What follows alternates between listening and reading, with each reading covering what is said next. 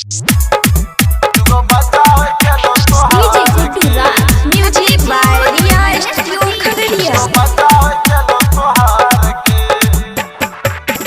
तोहर हो गेलो शादी के छौरी हमें त छियै कुमार के। तोहर हो गेलो शादी के छौरी हमें त छियै कुमार के। हमें त अभी पते जे छियै दुगो बच्चा हो गेलो तोहार के। हमें त अभी पते जे छियै दुगो बच्चा हो गेलो तोहार के। तोहर हो गेलो शादी के छौरी हमें त छियै कुमार के। तोहर हो गेलो शादी के छौरी हमें त छियै कुमार के। हमें त अभी पते जे छियै दुगो बच्चा हो गेलो तोहार के। हमें त अभी पते जे छियै दुगो बच्चा हो गेलो तोहार के। दुगो बच्चा हो गेलो तोहार के। दुगो बच्चा हो गेलो तोहार के। पहले रही पातर चितर गेली चिकनाई के। दुल्हा वाला मिलो विटामिन यही से गेली फुलाई के। दुल्हा वाला मिलो विटामिन यही से गेली फुलाई के। पहले रही पातर चितर गेली चिकनाई के। दुल्हा वाला मिलो विटामिन यही से गेली फुलाई के।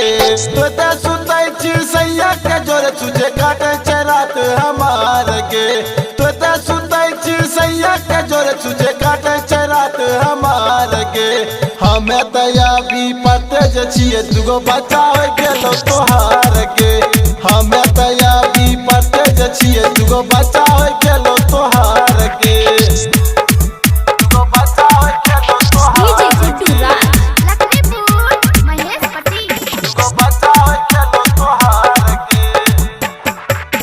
राइटर रूपेश के संग में गेला तोय वजराई के।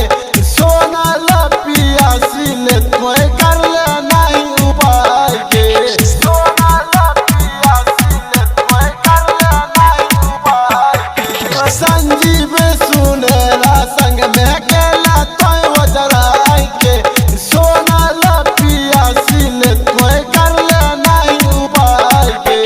मन में जे तोरा लगलो न लाज ते में न लगलो विचार गे।